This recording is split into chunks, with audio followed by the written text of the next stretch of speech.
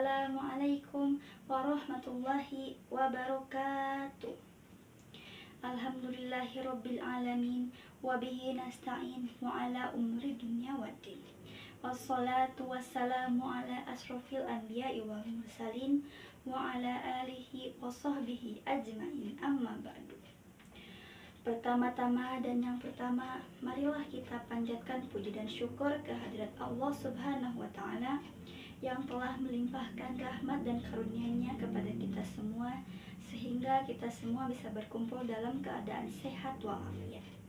Sholawat serta salam semoga tetap tercurah limpahkan kepada junjungan kita, Habibana wa Nabiyana Muhammad Sallallahu Alaihi Wasallam hingga akhir zaman. Sebelum memasuki pembahasan materi dakwah kali ini, izinkan saya memperkenalkan diri terlebih dahulu, karena pepatah mengatakan tak kenal maka tak sayang. Maka dari itu, perkenalkan, nama saya Silvi Winarti dengan nomor induk mahasiswa 209250277.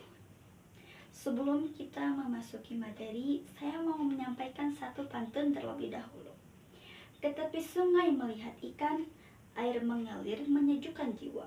Mari dengarkan pesan kebaikan, semoga menambah iman dan takwa. Para sahabat sekalian, banyak dari kita yang terlahir dalam agama Muslim atau Islam, tetapi tidak semua benar-benar mengerti atau memahami apa itu Islam.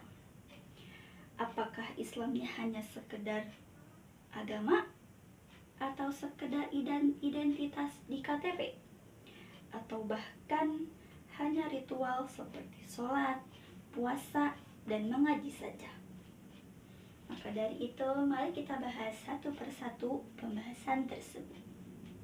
Yang pertama, ada pengertian Islam dari beberapa pandangan.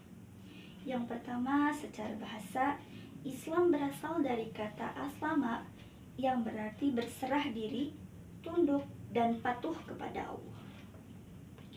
Beberapa para ulama juga menyimpulkan, diantaranya menurut Imam Al-Baihaqi, Islam adalah ketaatan lahir dan batin kepada Allah. Imam An-Nabawi juga mengatakan bahwa Islam mencakup ucapan, keyakinan, dan amal. Yang kedua, dalil Al-Quran tentang Islam.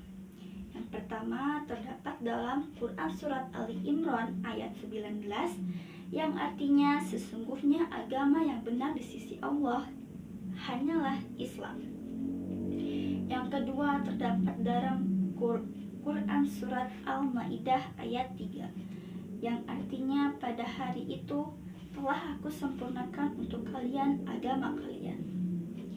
Arti dari kedua Quran surat tersebut, Islam sudah lengkap, tidak perlu ditambahkan lagi unsur apapun, tidak perlu dikurangi apapun juga, karena Allah sudah kasih panduan yang sempurna buat semua aspek kehidupan.